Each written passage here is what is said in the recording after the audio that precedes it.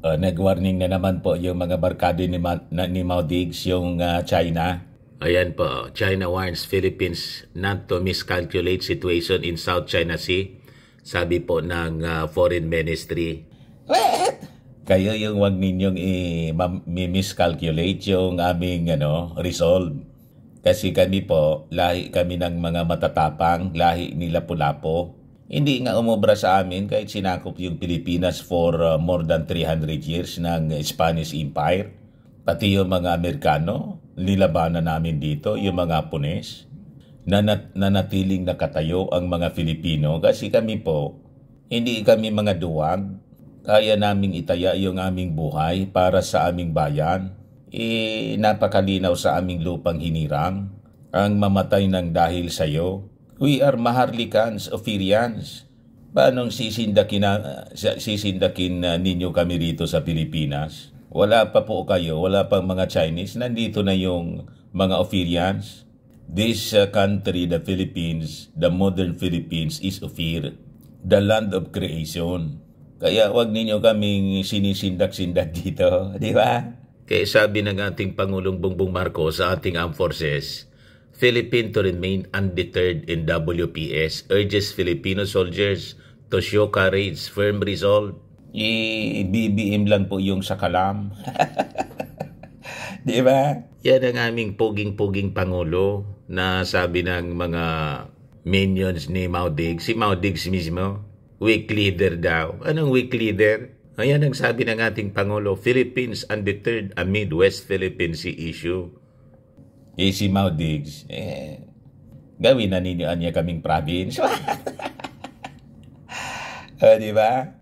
So, malinaw na malinaw po kung sino yung matapang na totoong lahi ni Lapu-Lapu.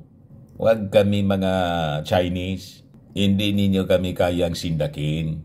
But before ko mga kababayan na ibigay sa inyo yung full story po, click subscribe muna dito sa ating YouTube channel. And hit the notification bell po para lagi kayong updated sa mga kaganapan dito sa ating bansa. Like and share na rin po ninyo ng ating video.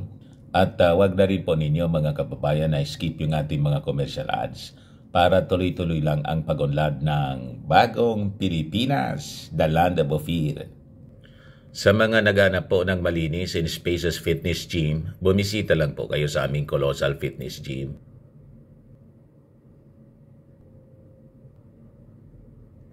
We also offer Grab car rental with our brand new 2023 model ng Toyota Innova.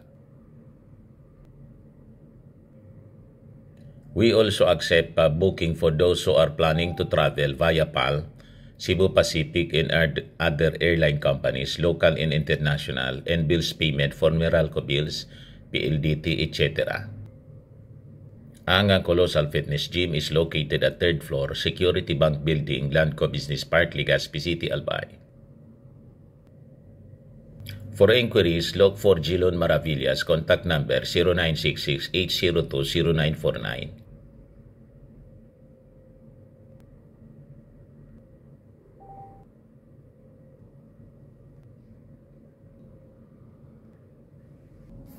Ayos po mga kababayan, ayos na niya Mr. Maravillas. So ito yung warning ng mga barkada ni Mao Diggs. Sige lang ang warning ninyo, hindi man ninyo kayang panindigan yung inyong mga sinasabi. Sabi nga ni Defense Secretary Gibo, kayo lang naman ang naniniwala sa inyong posisyon na inyo yung South China Sea. Lahat ng bansa sa buong mundo, hindi man po nire-recognize yung inyong mga sinasabi, yung 9-dash line. Kaya yung kakampi namin, buong mundo. Di ba? Huwag kami mga Chinese. Kami mababait. Basta tama lang. Inakomodate nga namin kayo rito. Di ba? Yung mayayaman dito sa Pilipinas, mga Chinese businessmen. May mga Chinatown dito. Bakit sa China ba? May Filipino town. Di ba wala? So ganun kami kabait sa inyo. Pero huwag ninyo kaming binobuyo. Huwag ninyong inuubos yung aming kabaitan. Kasi pag inuubos ninyo yung aming kabaitan po, tapang na lang po ang natitira sa amin. At throughout history, napatunayan po yung tapang ng mga Filipino. Di ba? Hindi nga namin inatrasan yung Spanish Empire noon. Sila mga baril yung kanilang dala. Kami mga itak lang. So wag ninyong nilulookdown yung aming kakayahan. Kami kahit stick lang, we will fight for our country. Kahit mano-mano na lang, ilalaban namin yung aming bansa. Diba? Pero siyempre, nandyan yung aming mga kaibigan, Japan, Australia, South Korea, Amerika. Kung may nuclear power kayo, may siyempre yung mga kaibigan namin, lalo Amerika, nuclear powered po yung nuclear arm, yung Amerika. Naka-defense treaty sa amin. Kaya wag kami po ninyong sinisindak. May kakayahan din kami na i-defend yung aming country at yung aming buhay. I-try lang ninyo na may mangyaring masama sa aming mga kasundaluhan. Akyatin ninyo yung aming BRP Sierra Madre at magkaputukan. Tingnan natin kung hindi maghalo yung balat sa tinalupan. Sa totoo lang, takot din kayo na gawin yon. Kaya pabomba-bomba lang kayo ng cannon, water cannon. Mga duwag kayo eh. Ready po kami. Warning kayo ng warning. Ayan China warned the Philippines that if the latter miscalculates, the maritime situation is bent on having its own way or colludes with ill-intentioned external forces, referring to America and allies. China would defend its rights and respond resolutely. Binabaliktad ninyo, kami yung magdi-defend kasi kayo yung aggressor. Mga sinungaling kayo. Kayo yung nananakop dito sa amin. Pagkatapos, kayo yung magdi-defend. Kami yung magdi-defend. Kayo yung umaatake. Bakit? Kahit wina-water cannon ninyo kami, gumanti ba kami ng water cannon? Kahit si Senator Bato, gantian daw ng ganon. Pero hindi namin ginagawa kasi hindi man po kami katulad ninyo na mga masasama ang ugali. Di ba? Mababait kami sa mabait sa amin, pero hindi po kami magpapaapi sa inyo. Napakalinaw sa aming lupang hiniram. Sa manlolopig, di kami pasisiil ang mamatay ng dahil sa Pilipinas. Naintindihan ninyo mga Chinese? Hindi po namin pahintulutan na wala kaming bansa. Maliit na nga yung bansa namin. Kayo, napakalaki ninyo. Third largest country kayo sa buong mundo. Tapos, iniinteresan pa ninyo yung aming maliit na bansa, yung aming territorial waters. Ay, hindi kami papayag sa ganon. Pipiliin namin na magkakaubusan tayo para wala na pong pakinabangang lupa at katubigan. Ganon, isasama namin kayo. Tulad ng paninindigan ng mga ng mga Israelis po. Kasi first kasi namin po, ang mga Hudyo, ganon ang resolve yung Samson option. Isasama namin kayo. Di kami papayag na kayo lang yung mabuhay dito. Ang choice ninyo sa amin dito, live and let live. Mabuhay kayo, mabuhay kami. Ganon lang po. Fair lang po. Pero kung kami ninyo ang aming katubigan, kalupaan, hindi kami papayag po. Kahit mano-mano na lang, hindi kami papayag po. Naintindihan ninyo si Jinping? Di ba? Kayo ang nagmi-miscalculate sa aming resolve. Huwag ninyo kaming pilitin kasi lahi kami nila Pulapo.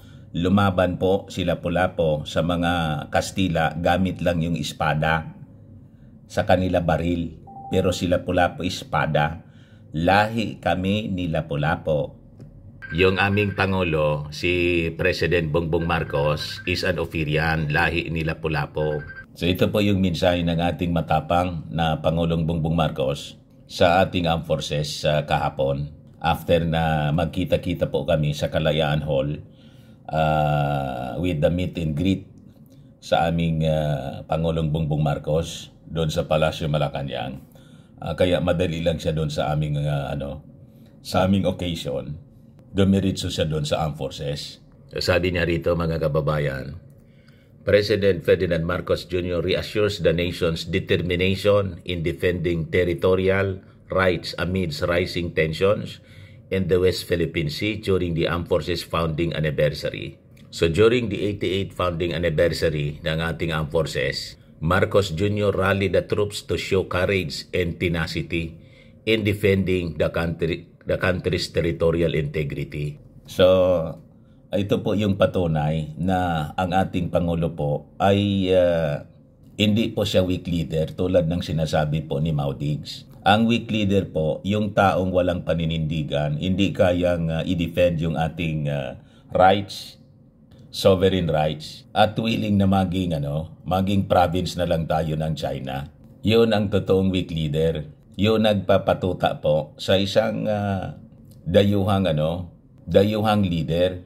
Sabi dyan, the armed forces continues to be a voice of reason and a voice in the face of numerous attempts of provocation, demonstrating dignified and responsible behavior and resolving disputes in line with international law, according to the President. Hindi po tayo nadadala sa gatong.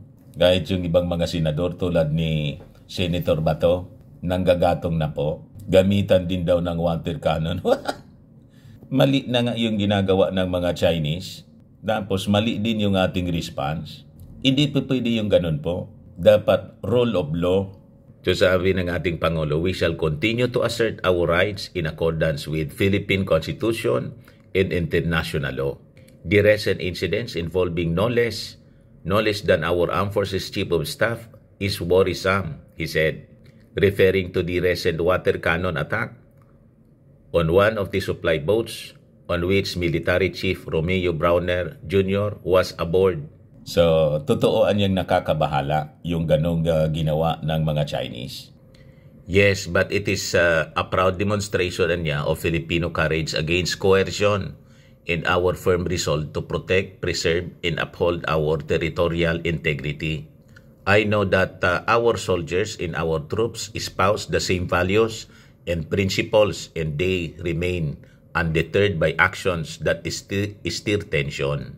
Marcos Jr. said, the armed forces, which is tasked with upholding national security, must continue to improve its operational readiness to effectively prevent and respond to current and emerging threats. His administration remains committed to supporting initiatives that will bolster the armed forces' external defense capabilities.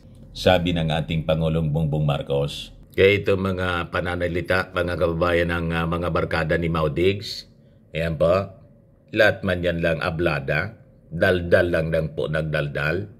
Pero mga duwag man po, hindi man po gumagamit ng actual weapon po.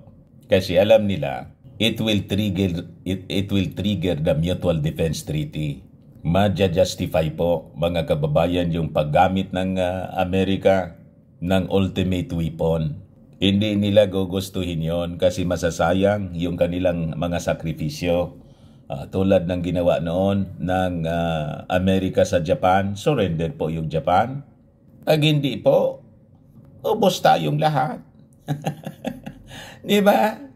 Battle of Armageddon na po as prophesied in the Word of God. Kaya ako po, kahit ayaw ko ng ganon, hindi man po natin mapipigil ang unfolding prophecy. Be ready, sabi nga sa Word of God. Sabi nga po mga kababayan sa Joel chapter 3 verses 9 to 10. Ayan po. Prepare for war. Proclaim this among the nations. Prepare for war. Wake up, the mighty men. Let alone the men of war draw near. Let them come up. Beat your plowshares into swords, in your pruning hooks into spears. Let the weak say, I am strong. Kaya po, sabihin natin sa mga Chinese na akala nila weak tayo, sabihin natin po, we are strong. Ang mamatay nang dahil sa'yo. Sa manlulupig, di ka pasisiil, sabi sa ating lupang hinirang. Naintindihan ninyo mga Chinese? Nasa national anthem namin ang aming resolve. Kaya tama na lagi nating inaawit po yung ating lupang hinirang.